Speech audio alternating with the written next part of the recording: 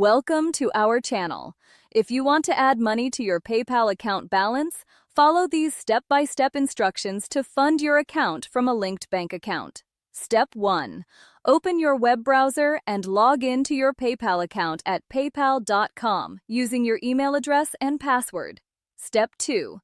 From your account dashboard, click on Transfer Money or look for the option to add money to your balance. Step 3. Select Add Money to Your Balance or similar option from the menu. Step 4.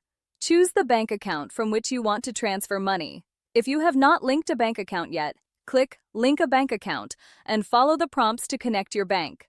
Step 5. Enter the amount of money you want to transfer to your PayPal balance. Step 6. Review the transfer details, including the amount, source bank account, and estimated arrival time, which typically takes 3 to 5 business days. Step 7. Confirm the transfer by clicking Add or Transfer Now. Step 8.